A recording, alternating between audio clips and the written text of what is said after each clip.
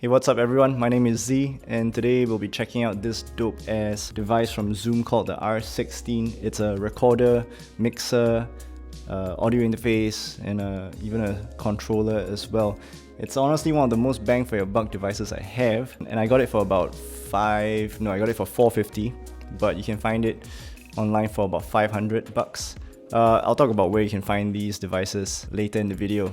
Oh, by the way, this is going to sound very cheesy and YouTubey, but if you like this video, please just like it, share it, and subscribe to my channel. And remember to hit that bell notification so you get notifications whenever I post a new video. So let's get into the specs of this device. It can record up to 16 tracks to an SD card. It has 8 combo jack inputs. It has built-in stereo microphones if you don't have any microphones, but to be honest, the built-in stereo microphones sound terrible, so don't use them. It also has USB connectivity, so you can use it as an audio interface or just as an SD card reader to transfer files from the SD card to your computer. It has a ton of built-in effects for recording and mixing, like reverb, delay, compression, EQ, and overdrive. It has 48-volt phantom power. You can use this as a Mackie controller for DAW like Cubase, Logic, and Ableton. And my favorite feature is that this device can be battery powered. Yeah, y'all are gonna hear the thunder a bit, so you know, if you're living in Singapore, you know that it's currently rainy season. Okay, so next section. For the uses, how I use this. So as I said previously, this device can function as a mixer, a recorder, audio interface, and DAW controller. But I don't really use it as a DAW controller or audio interface because I already have an audio interface. And for a DAW controller, I use Logic, so I can just use the Logic remote app, so I don't use that. So I'm just gonna focus on its uses as a recorder and a digital mixer. Okay, so as a recorder, the preamps in this device, they are alright, but if you're using a low gain mic with this, the preamps can be quite noisy. So something like the SM58, once you bring the gain up, you're gonna hear a little bit of hiss. So that may or may not be something that will turn you away from this device. But to be honest, for the price, I mean, you can't argue against the price. Also, if you've been following my Instagram page or my YouTube page, you might have seen this video.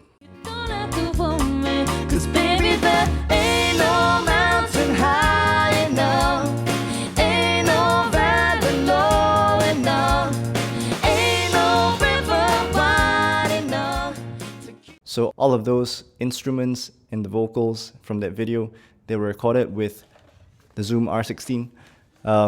So what we did was we recorded it using the R16. All the files were recorded into the SD card.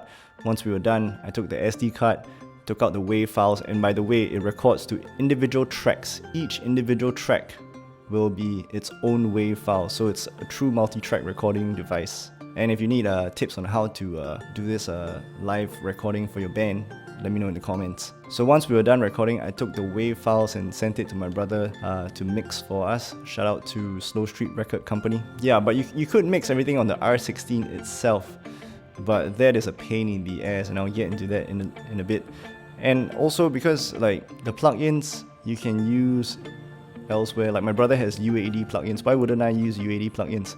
I mean, compared to the plugins in this, UAD plugins it's like comparing a Rolls Royce to a piece of shit car. So because it records everything to individual tracks, this is a perfect recording solution if you're trying to record your band of like maybe a 3-piece, 4-piece.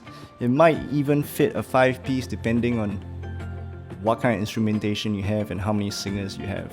Oh, and also if you want to use 16 mic inputs instead, this thing allows you to connect it to another R16 using USB, so you can have 16 inputs instead of just 8.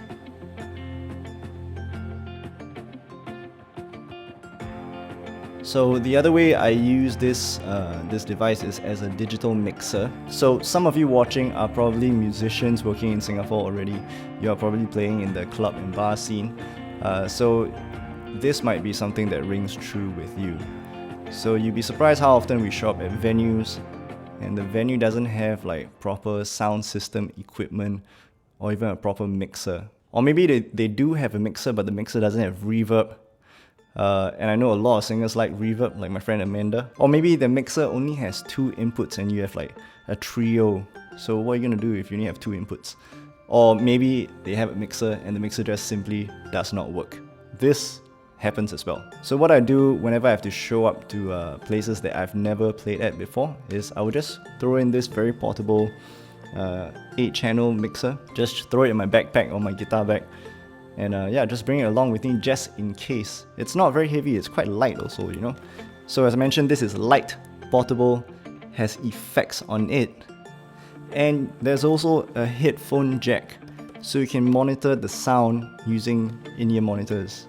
And speaking of in-ear monitors, yeah, floor monitors are not guaranteed as well. I mean, I'm sure if you are a musician, you have been to places where there are no monitors. It's quite common. So here's a TLDR version, a short summary of what I think of this device, the pros and the cons. And if it looks like I'm reading something over there, it is because I'm reading something. Okay, so the pros, it's lightweight, relatively cheap, is battery powered, up to 16 channels, while recording 8 inputs simultaneously, has built-in effects, and it's also a very capable device if you dive into the manual. So the cons, this thing doesn't have auxiliary outputs, so that you can't create like separate monitor mixers for different musicians. That is something that's possible in the later version of this Zoom devices. They're called the live track devices. So the live track devices, yeah, they do have separate monitor mixers. I think like up to 4, maybe even 5 monitor mixers. But the live track, like say the equivalent of the R16, the live track version, it's almost twice the price. The next con is the tiny screen. If you can see it, yeah, this tiny screen. So you use this tiny screen for everything. Yeah, the EQ, effects, project settings, everything is done using this tiny screen, and it's a pain in the ass. The next con is it's also impossible to mix in the box. In the manual, they do tell you how to mix in the box, so you can mix down to a stereo track. But because of this tiny screen, you definitely don't want to do that. It's just so much easier to just grab the tracks out from this, send it to your computer and just mix it in your computer, because doing it on this device, dude, I'd rather just kill myself. The last thing is the phantom power is only limited to 2 channels. It's limited to channels 5 and 6. So would I recommend this device? Well, yes, I would. But if I could do it all over again, I would probably get the LiveTrack L8. So the L8 only has 6 inputs and you can only record up to 8 tracks on the device. But the L8 has individual monitor mixers. So the auxiliary outputs for individual monitor mixers, I think they have 4 separate mixers. Yeah, 4 separate mixers, so each musician can have a different mix in their in-ear monitors. And to be honest, 6 inputs on the LiveTrack L8 is probably more than enough for most venues here in Singapore, because like, how many places do you know that can hold a full band? And if they do hold a full band, there's a good chance that there's already a pretty good mixer over there and a sound engineer. So, you know, you don't have to bring this with you. Okay, so for buying options, you can check out City Music. They are the official dealer for Zoom here in Singapore. You can also check out Amazon, Reverb.com. Yeah, but my recommendation is to get it from Thomann or Thomann. I have no idea how that place is pronounced.